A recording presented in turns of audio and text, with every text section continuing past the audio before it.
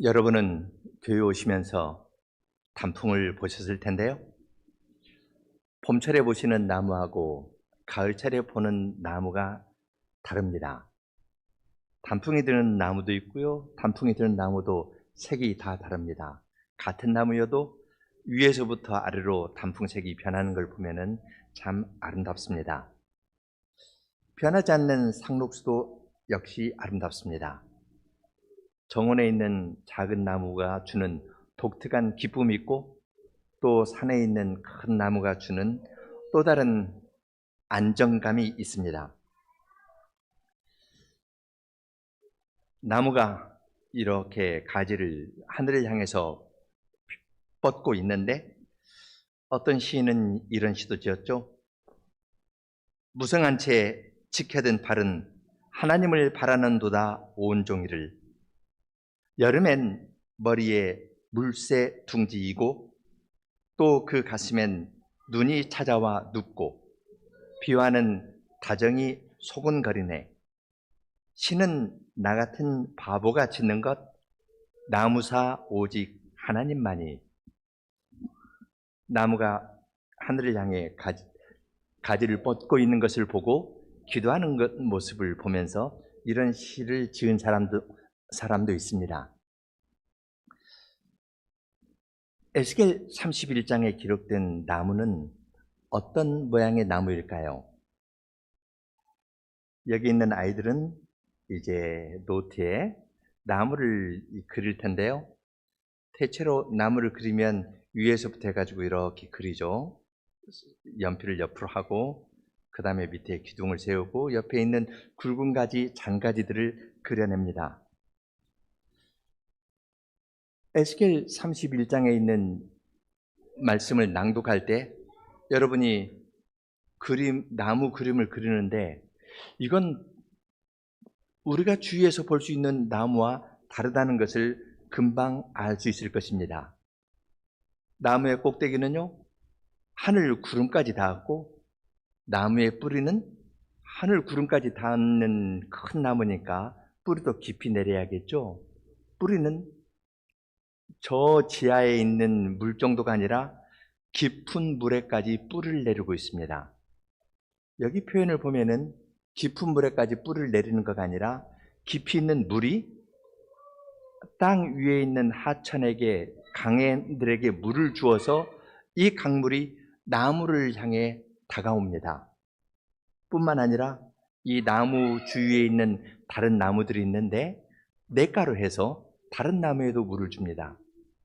처음에 보면은 나무 한 그루인데요, 묘사하는 것을 보면은 다른 나무들도 이 나무 주위에 있습니다. 나무 한 그루 자체가 산보다도 더 큽니다. 아주 안정감을 주고, 하늘에 있는 구름과 땅에 있는 깊은 물, 여기 깊은 물이라는 것은 창세기 1장 2절에 흑암이 깊음 위에 있고 할 때 그 깊음입니다. 흑암이 깊음 위에 있다 할 때 깊이 있는 우주적인 물입니다. 우주적인 근원적인 물에 뿌리를 닿고 다 있을 뿐만 아니라 그 물이 위에 있는 강들의 물을 공급합니다. 하늘에서 내리는 비가 강이 되어 가지고 나무를 자라게 하는 정도가 아니라 이미 이 나무는 구름 위로 솟았고, 땅에 있는 저 깊은 데에서부터 그 물이 위에 있는 강들이나 작은 냇가에 물을 주어서 이 나무에 물을 흡족해 줍니다. 그리고 주위에 있는 나무들에도 물을 줍니다. 나무 한 그루가 산보다 더 큽니다. 가히 신적인 존재라 할 수 있겠습니다. 신적인 존재로 지금 묘사를 하는데요, 이것은 31장의 이 이야기는 여호와께서 인자야 너를 애굽의 바로 왕과 그 무리에게 이르기를 너의 위엄을 누구에게 비하랴 해서 여기에서 이야기하는 이 우주적인 나무, 달리 말하면 신적인 나무는 다름이 아니라 애굽을 가리킨다고 말씀하십니다. 애굽이 사람들이 만든 피라미드를 보면은 불가사의하죠. 포크레인도 없는 그러한 시대에 어떻게 그러한 큰 피라미드를 건축할 수 있었는지, 지금 짓는 것도 지금도 어려울 텐데요. 그러한 큰 문명을 이룬 애굽을 우주적인 나무로 비유해서 이야기를 합니다. 그런데 31장은 애굽이 우주적인 나무와 같다, 이렇게 이야기하는 것이 아니라 그 나무가 꺾였습니다. 꺾여서 땅에서 짓밟힐 뿐만 아니라 더 깊은 데로 내려갑니다. 땅속 깊은 데 수월로 내려갑니다. 거기에서 하나님의 심판을 받은 다른 민족들과 함께 심판을 받는 이야기로 그칩니다. 얼른 보면 이 말씀은 애굽에 대해서 하나님께서 말씀하신 것처럼 보이는데, 그러나 하나님께서는 에스겔 선지자를 바벨론에 있는 에스겔 선지자에게 이 말씀을 주셨지 애굽에 있는 사람에게 이 말씀 주신 것 아닙니다. 에스겔서에 기록된 이 말씀은 이스라엘 백성에게 주신 말씀입니다. 애굽에 주신 말씀이 아니고 이스라엘 백성에게 주셨습니다. 연도도 이야기를 하고 있죠. 11째 첫째 달, 셋째 달 초하루에 하니까, 이때 11째 해니까 11년인데요. 조금 지나면 이제 그 연도가 조금 왔다 갔다 하는데, 이것은 예루살렘 멸망 바로 직전 이야기입니다. 예루살렘 멸망 바로 직전에 이스라엘 백성은 바로를 의지했습니다. 신적인 바로를 의지한 겁니다. 그래서 느부갓네살이 예루살렘을 포위하고 있다가 애굽에서 군대가 올라오니까 애굽 군대와 싸우려고 예루살렘 포위를 잠깐 풀었던 적이 있습니다. 그 시기의 이야기입니다. 그러니까 이스라엘 백성은 계속해서 바빌론의 공격을 받을 때 애굽을 의지했습니다. 애굽은 과연 신적인 존재와 같았거든요. 우주적인 나무와 같습니다. 이것을 지난주에 살펴본 28장이나 32장에서는 악어로 비유했죠. 악어처럼 큰 용과 같은 그러한 애굽이 우리를 구원해 줄 것이다. 그리고 여기 오늘 31장에서는 애굽은 우주적인 나무로 비유하면서 이러한 우주적인 나무가 우리를 구원해 줄 것이라고 생각하였습니다. 바벨론이라는 세상 제국에 대해서 애굽이라는 또 다른 신적인 제국이 우리에게 구원을 줄 것으로 생각하고 있었습니다. 그러한 나라에게 하나님께서는 애굽의 멸망을 말씀해 주십니다. 역사적인 이야기를 하면서 서론이 길어졌는데요. 단지 이것이 옛날 이야기라면 오늘 우리가 이 말씀을 살펴볼 필요가 있을까요? 하나님께서는 왜 포로될 때 이스라엘 백성이 바빌론에게 공격을 받을 때 또 다른 세상 제국을 의지해서 이 어려움을 이겨내려고 한 사람들에게 주신 말씀을 왜 주님의 말씀에 기록하여서 시기적으로나 공간적으로 멀리 떨어져 있는 하나님의 백성에게 이 말씀을 읽고 생각하도록 하셨을까요?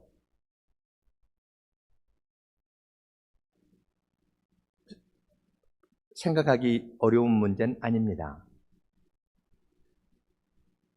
문제는 이스라엘 백성이 세상의 어떠한 제국에 의해서 공격을 받을 때 또 다른 세상 제국을 의지하면서 문제를 풀려고 했습니다. 뭐가 없죠?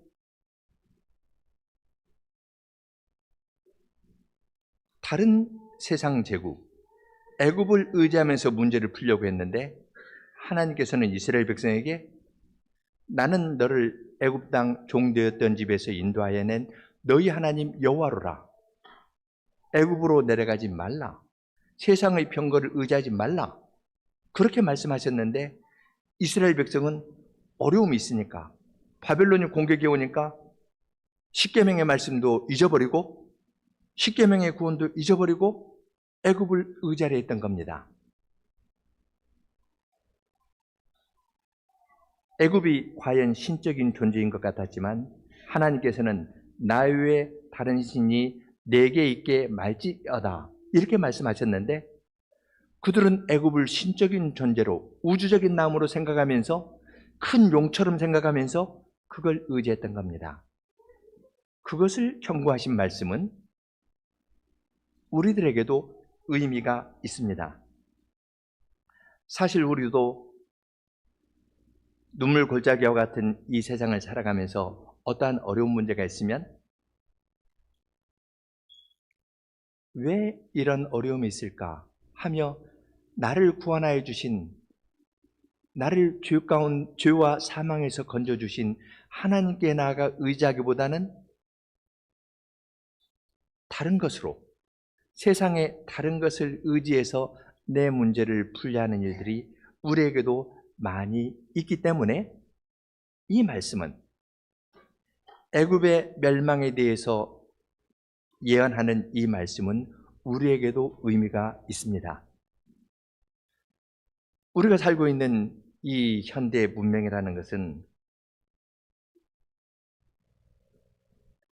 31장에 있는 우주적인 나무처럼 아름답습니다. 그리고 많은 사람들이 거기 모여서 그 아래에서 살고 있습니다. 큰 체제를, 안정된 체제를 구축해서 살고 있고 큰 힘을 가지고 있습니다. 그리고 가히 신적이라 할 만합니다. 현대 문명의 발전을 주위에서 보면은 이건 사람의 능력을 넘어서는 것이다, 그런 생각이 들지 않습니까? 이것을 거스르는 것은 거의 불가능한 것처럼 보입니다. 10년 전, 20년 전하고 완전히 다릅니다. 작은 것이지만 스마트폰이 얼마나 세상을 바꾸었고, 요즘에는 스마트폰에 AI도 탑재되어 있죠. 물으면 필요한 정보를 줄 뿐만 아니라 내 대화 상대도 되고 의논 상대도 되고, 그리고 어떤 방향도 제시해 갑니다. 전에 꽃갱이를 가지고 일을 하던 사람들에게 굴착기, 포크레인이 등장하니까 나의 육체 노동의 의미는 무엇이었나, 이런 생각이 드는데요. 요즘에는 지적이고 정신적인 활동이 컴퓨터나 AI로 말미암아 이 상당한 영향을 받습니다. 이건 가히 정보 처리하는 능력이나 이런 것을 보면은 신적이라는 생각이 들 정도입니다. 거기에 노출되어 있고 마음을 다 빼앗기면은 하나님을 믿는다는 것은 종교적인 껍데기가 되어버리고, 내가 마음에 사랑하는 것, 내가 마음에 의지하는 것, 내가 뒤떨어질까 봐서 두려워하는 것은 두려워하면서 하게 됩니다. 그러면 하나님의 말씀은 나에게서 먼 이야기가 됩니다. 연세가 있으신 분들은 지금까지 살아온 것으로 살겠지만 우리의 자녀들은 이러한 현대 문명에 노출되어서 그냥 그 물결에 휩쓸려 가기 쉬운 것입니다. 이러한 시기에 살고 있는, 신적인 신의 영역을 자기들이 만들 수 있다, 이렇게 생각하면서 문명을 이루고 있는 이 세대에서 하나님의 교회가 어떻게 살아야 될 것인가, 어떻게 존재해야 될 것인가, 이러한 문제를 우리는 생각하지 않을 수 없습니다. 무겁게 이야기를 꺼냈는데요, 우리의 삶의 현실이 그렇게 무겁고 어렵기 때문에 그런 이야기를 할 수밖에 없습니다. 그런데 에스겔 31장 이야기는 아주 평온하고 쉽습니다. 어렵게 심각하게 따지면서 이야기를 하는 것이 아니라 사진 4컷으로 요약할 수 있습니다. 4컷의 사진에 담아서 별 거부감 없이 이 세상을 어떻게 봐야 될 것인가를 우리들에게 알려줍니다. 지금 첫 번째 이야기는요, 나무에 대한 전반적인 묘사입니다. 2절에 애굽의 바로왕과 그 무리에게 이르기를 내 큰 위엄을 누구에게 비하랴. 볼지어다 아수르 사람은 가지가 아름답고 그늘은 숲의 그늘 같으며 키가 크고 꼭대기가 구름에 닿은 레바논 백향목이었느니라. 물들이 그것을 기르며 깊은 물이 그것을 자라게 하며 강들이 그 심어진 곳을 둘러 흐르며 두구의 물이 들의 모든 나무에까지 미치매. 그 나무가 물이 많으므로 키가 들의 모든 나무보다 크며 굵은 가지가 번성하며 가는 가지가 길게 뻗어가고 쭉 설명합니다.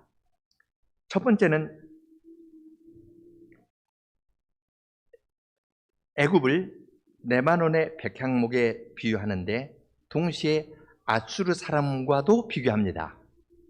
아수르 사람은 가지가 아름답고 그렇게 해서 아수르가 레바논의 백향목같이 컸었는데 애굽도 아수르 사람처럼 레바논의 백향목처럼 크다는 말로 접촉점을 찾아서 이야기를 시작합니다. 지금 이스라엘에게 문제는 바벨론이거든요. 아수르는 바벨론 전 왕국 제국입니다. 바벨론에게 멸망당했는데요. 멸망당한 아수르는 자기가 세상에 가장 높은 자인 것으로 생각하였는데 아수르가 꺾였습니다. 꺾인 나라를 살짝 비유하면서 애굽 이야기를 합니다.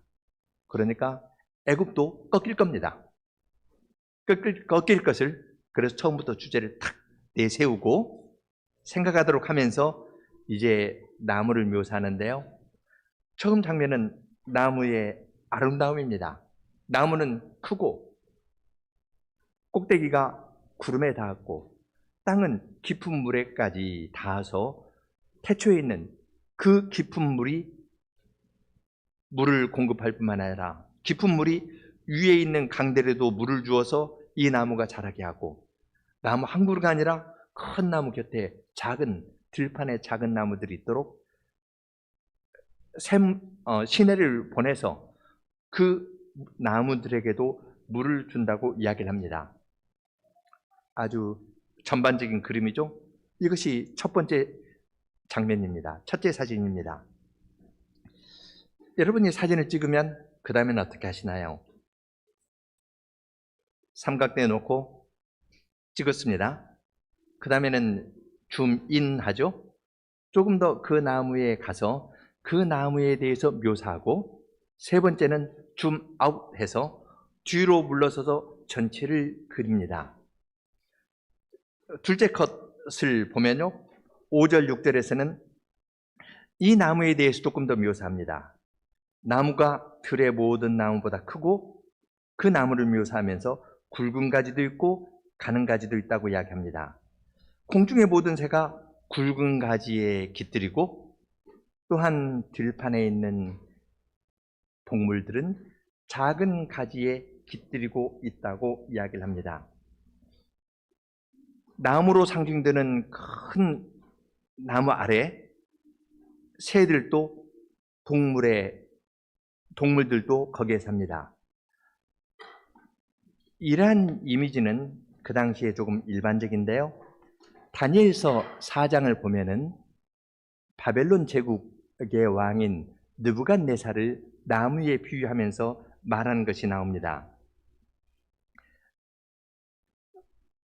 다니엘서 4장 10절부터 보면은 이건 느부갓네살이 꾼 꿈 이야기인데요. 내가 침상에서 나의 머릿속으로 받은 환상이 이러하니라. 내가 본즉 땅의 중앙에 한 가지가 있는 것을 보았는데 높이가 높더니 그 나무가 자라서 견고해지고 그 높이는 하늘에 닿았으니 그 모양이 땅 끝에서도 보이겠고 그 잎사귀는 아름답고 열매는 많아서 만민에 먹을 것이 될 만하고 들짐승이 그 그늘에 있으며 공중에 나는 새는 그 가지에 깃들이고 육체를 가진 모든 것이 거기에서 먹을 것을 얻더라. 이것이 느부갓네살의 제국을 묘사하는 말입니다. 큰 나무가 있고요. 아름답습니다. 그리고 공중의 새나 들의 짐승이 다 거기에서 먹을 것을 얻습니다. 굵은 가지가 있고 가는 가지가 있는데 거기에 새와 짐승들이 있다고 이야기합니다. 독수리 같은 새는 굵은 가지 높은 데 있겠고요. 만일 참새가 있다면, 그날에 참새가 있다면 참새 같은 작은 새는 조금 아래에 있는 작은 가지에 있겠고, 그리고 짐승들은 이 땅 가까이에 있는 그러한 작은 가지에 깃들이면서 살 것입니다. 셋째 컷은 줌아웃한 겁니다. 7절, 8절 보면은 조금 더 뒤로 물러가서 이 나무를 다른 나무들과 비유합니다. 이 나무는 뿌리가 큰 물가에 있기 때문에 크고 가지가 길어서 모양이 아름답습니다. 하나님의 동산의 백향목이 능히 그를 가리지 못합니다. 비교를 못합니다. 가리려면 더 커야 되거든요. 하나님의 동산이라고 할 만한 그 지역의 나무들이 이 나무보다 작습니다. 거기에 있는 잣나무는 이 우주적인 나무의 굵은 가지보다도 작고요. 단풍나무는 나무 한 그루 자체가 이 나무의 가는 가지보다도 작습니다. 하나님의 동산에 있는 어떠한 나무도 이 이집트로 비유된 이 우주적인 나무의 아름다움에 비유할 수 없다고 이야기합니다. 그러면 여기 하나님의 동산의 백향목이 무엇일까 하는 생각이 드는데요.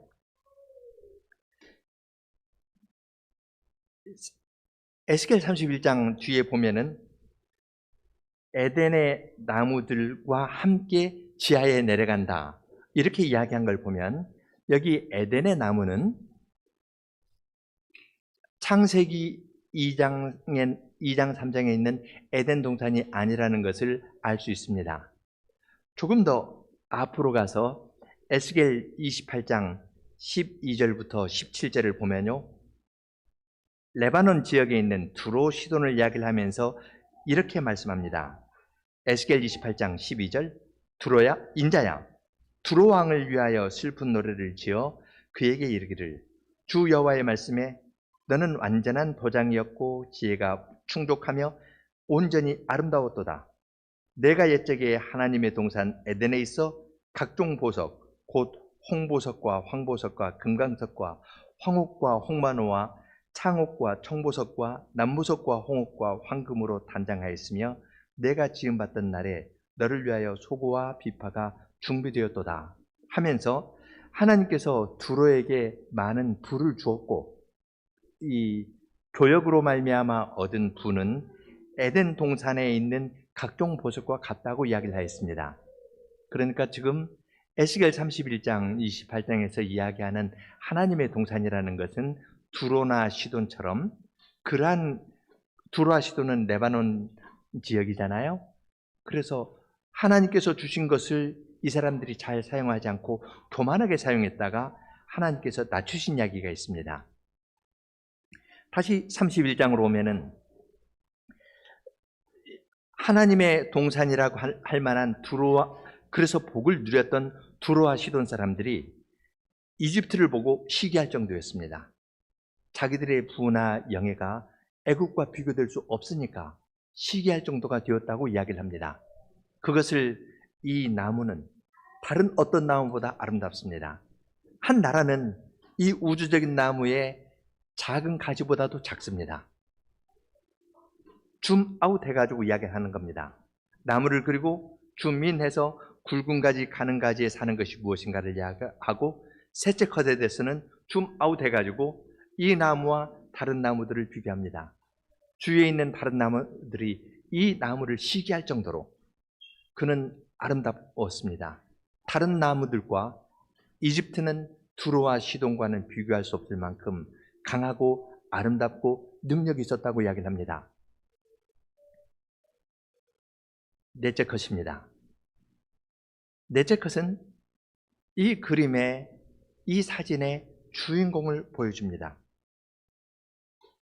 9절 내가 그 가지를 많게 하여 모양이 아름답게 하였더니 하나님의 산 에덴에 있는 모든 나무가 다 시기하였느니라. 하나님께서 이 나무의 가지를 많게 하고 모양을 아름답게 했다고 이야기를 합니다. 우주적인 이 나무는 하늘까지 닿고 땅 깊은 데까지 가면서 다른 나라들을 다 포함하니까 내가 최고다. 그렇게 이야기를 하는데 하나님께서는 내가 너를 아름답게 하고 가지를 많게 하고 물을 주었다 하면서 이야기를 합니다. 이 하나님을 배제하고 이집트는 자기가 하나님인 것처럼, 자기가 신인 것처럼 많은 사람들을 자기 밑에 모으면서 끌고 갔습니다. 10절부터는 이 나라에 대해서 하나님이 심판하십니다. 하나님을 인정하지 않은 이 나라에 대해서 하나님이 심판하는 이야기가 있는데 세 장면입니다. 하늘의 선언과 땅에서 이루어지는 것과 땅 아래 수월에서 이루어지는 것을 기록합니다.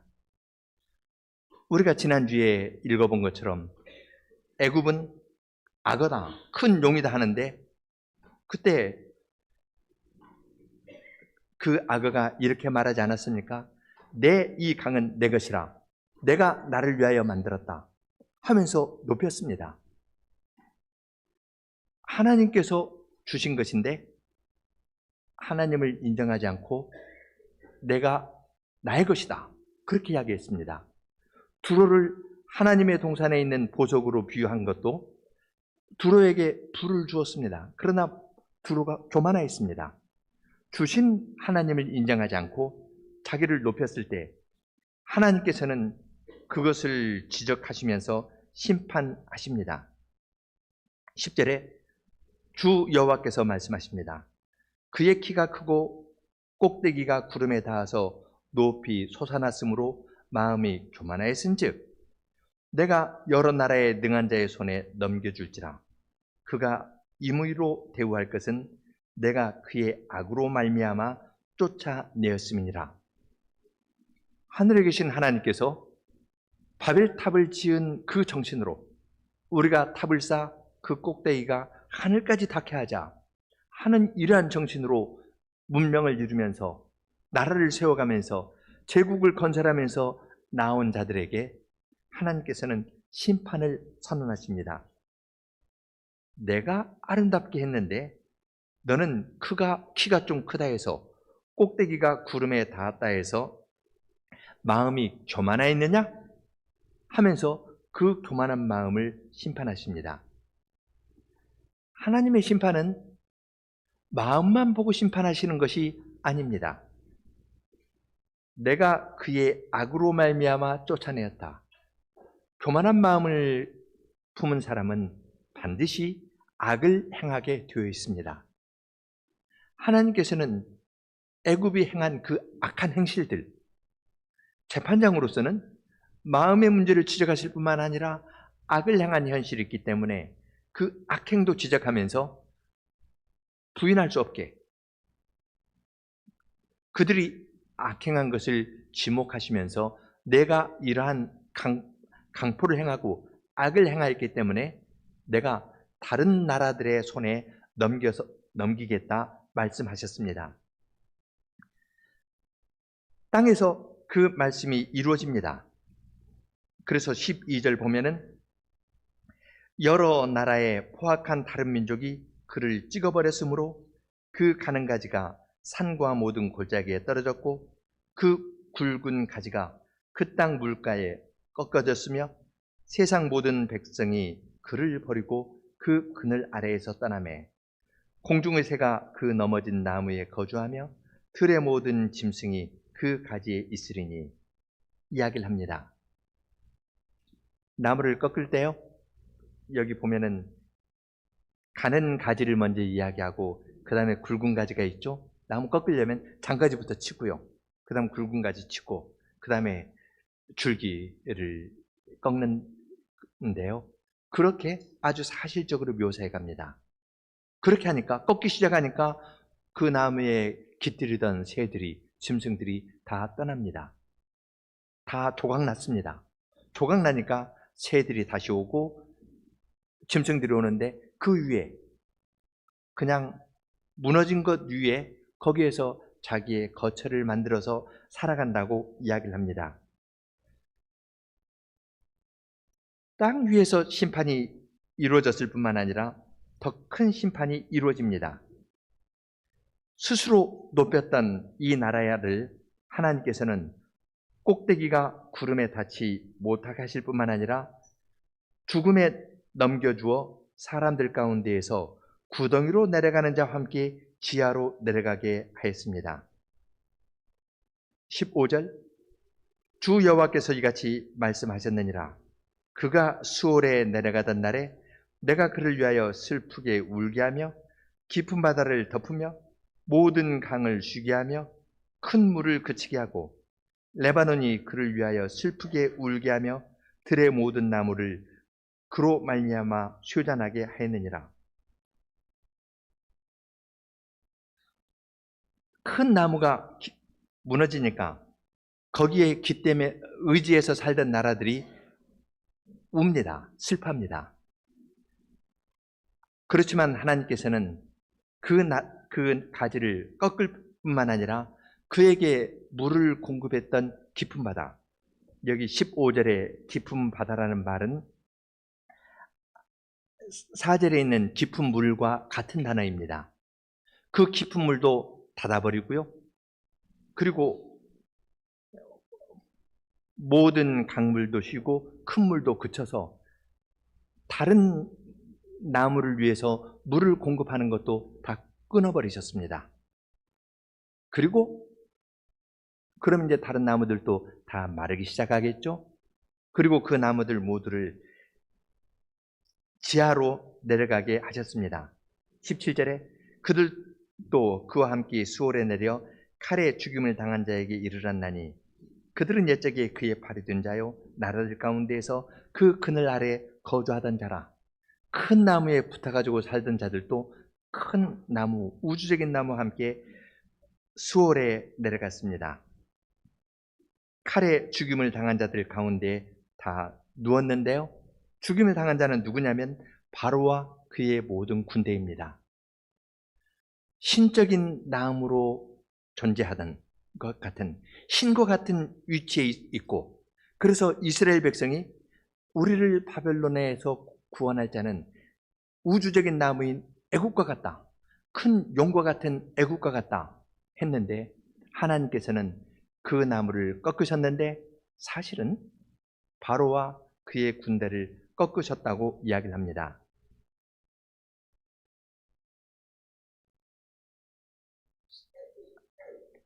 나무에 대한 이미지들이 많은데 우주적인 나무에 관한 이미지는 아까 낭독한 다니엘서 4장에도 나옵니다. 다니엘서 4장을 아까 낭독했었죠? 그 커서 꼭대기는 하늘에 닿았고 그 가지가 있고 공중의 새와 들의 짐승이 거기에서 먹을 것을 얻었습니다. 내가 이 왕국은 내 것이다 하면서 높였을 때 하나님께서는 그 나무를 꺾으셨습니다. 느부갓네살을 꺾으셨습니다. 그때 느부갓네살은 동물 흉내를 내면서 동물 무리 가운데 지냈습니다. 동물화 망상병이라고 불리는 그러한 병에 걸려서 짐승의 마음을 갖고 짐승처럼 살아갔습니다. 이것이 에스겔 31장이나 다니엘서 4장에서 이야기하는 나무의 한 면입니다. 세상의 제국, 모든 것을 다 품을 것 같지만 사실은 하나님을 대항하여 높아지기 때문에 하나님께서 꺾으신다는 사실을 보여주십니다. 나무에 새가 깃들이는 것을 보면 참 아름답습니다. 하나님의 말씀은 그러한 나무가 아니라 오늘 낭독한 마태복음 13장에서는 조그마한 겨자씨 같은 것이 모든 씨보다 작지만 이것이 커서 풀보다 크고 나무가 되어가지고 공중의 새가 깃들일 수 있게 한다고 우리에게 가르쳐 줍니다. 그리고 이어서 하나님의 나라는 누룩과 같다 했습니다.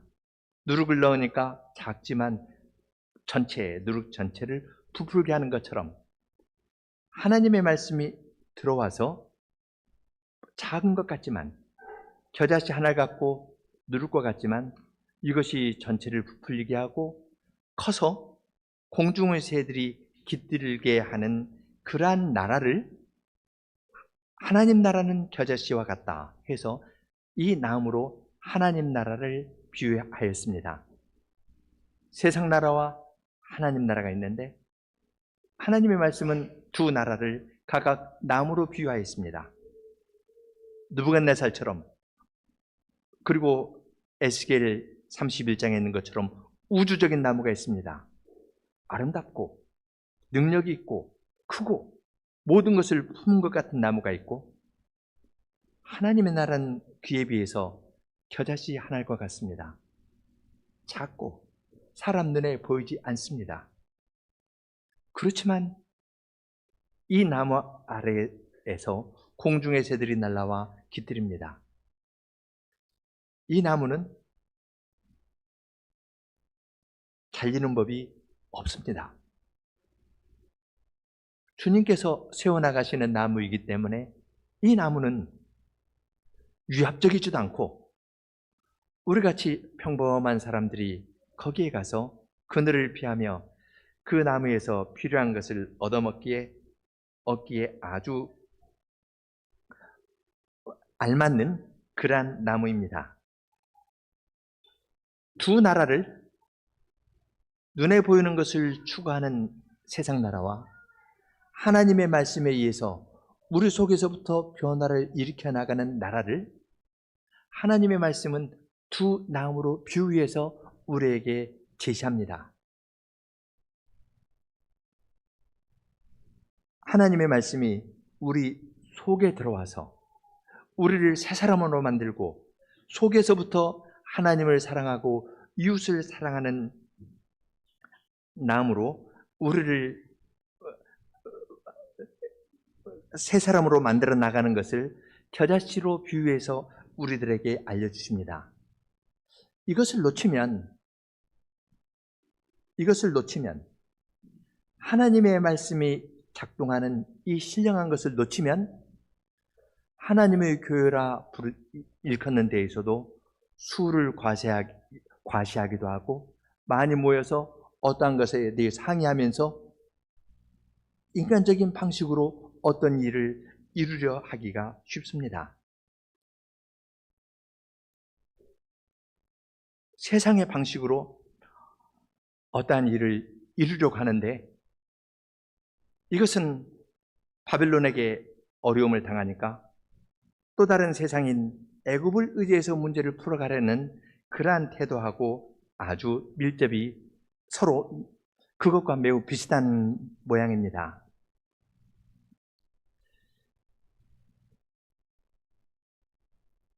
에스겔 31장에서 제기하는 문제는 우리들에게 내가 어느 나라에 속해 있는가 하는 것을 근원적으로 묻게 합니다. 이것을 물을 때 너무 심각하게 묻지 않습니다. 가볍게 묻습니다.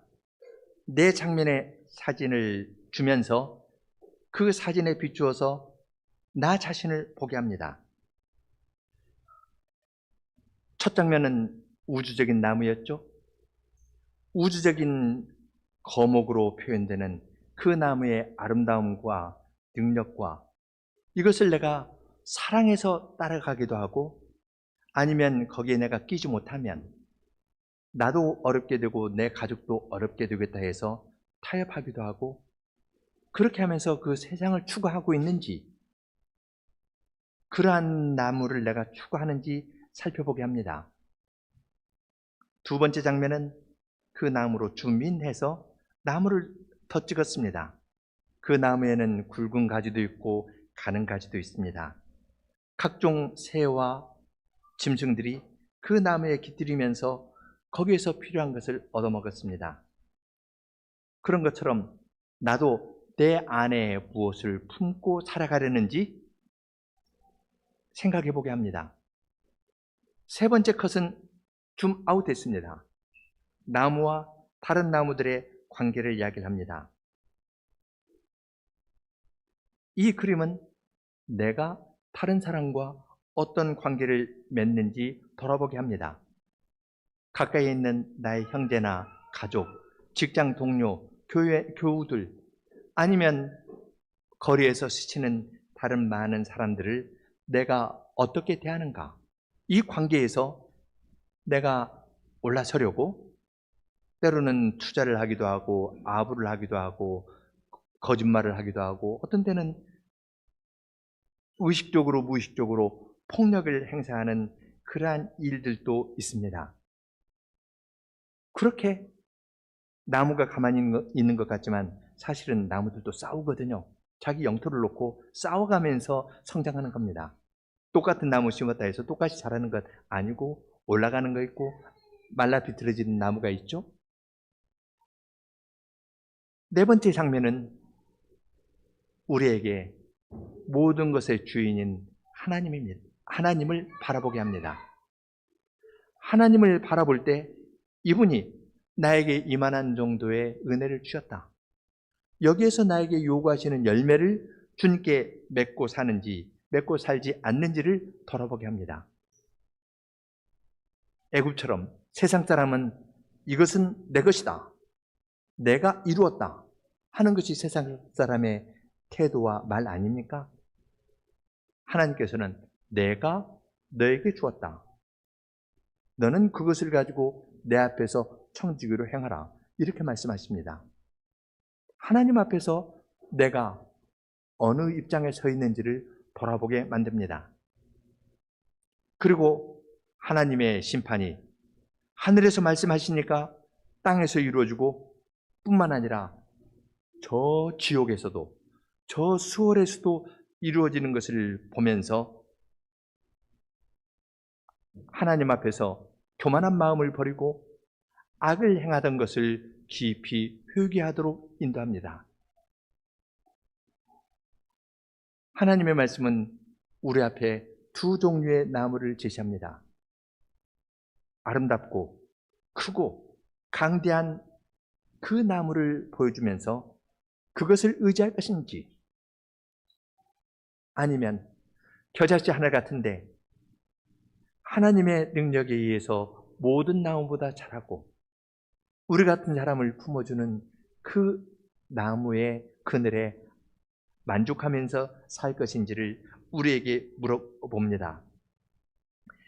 세상은 크고 장대한 것, 아름다운 것을 자랑하고 그것으로 우리의 눈을 빼앗아가고 우리의 마음을 빼앗아가면서 자기를 따르라고 합니다.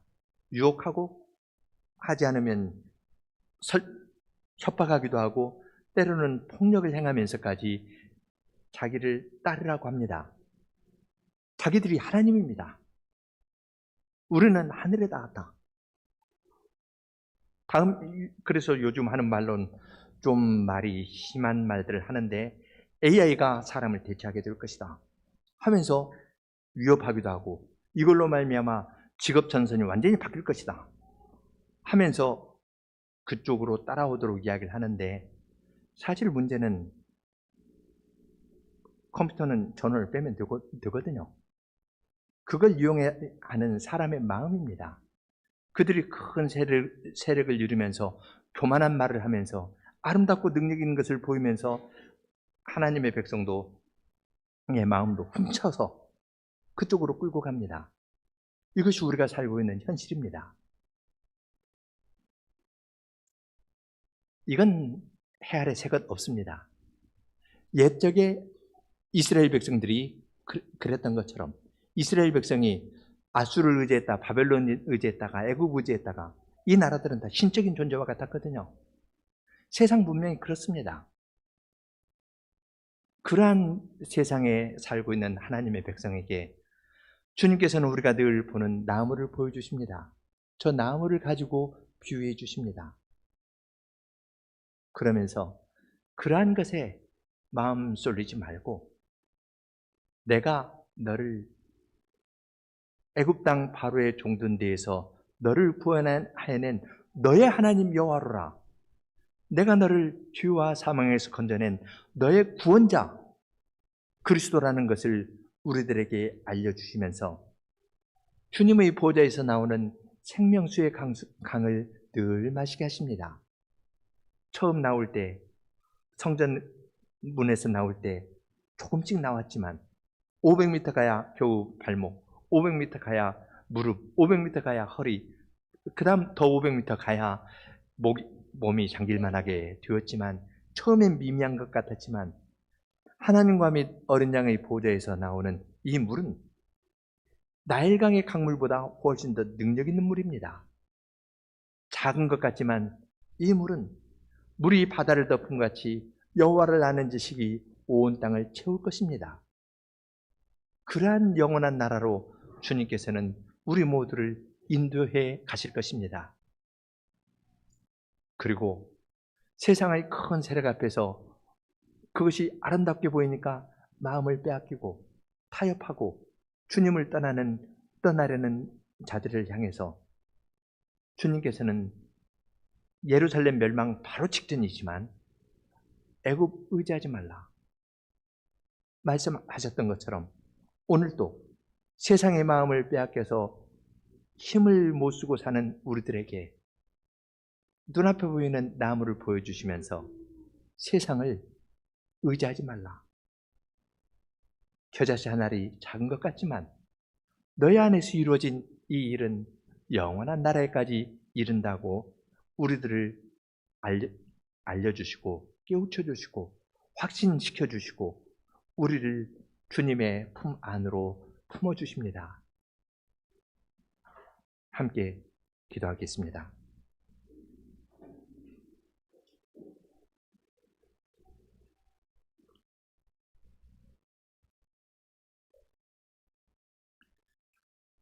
하늘에 계신 하나님, 저희들은 이 땅에 살면서 주님께서 두신 나무를 보면서 모든 것을 만드신 하나님을 생각하기보다는 내 눈앞에 보이는 아름다운 것, 내 입에 좋은 것, 그것을 즐기는데 마음을 다 빼앗기고 모든 것을 지으시고 저희들을 죄에서 구원하여 주시고 영원한 나라에까지 저희들을 안고 가시면서 인도하시는 하나님을 잘 모릅니다.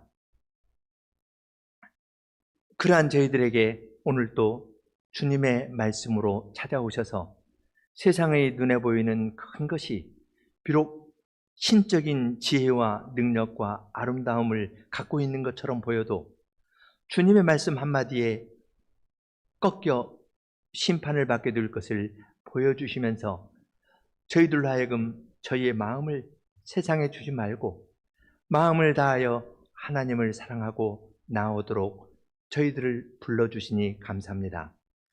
이러한 말씀을 저희들이 잘 붙들고 나아가게 해주시고 이 말씀이 저희 가운데에서 뿌리를 내리고 열매를 맺어서 이 세상에 대하여 하나님의 아름다움과 능력을 함께 증언하는 교회로 설 수 있도록 저희 모두에게 은혜를 더하여 주시옵소서. 예수님 이름으로 기도합니다. 아멘.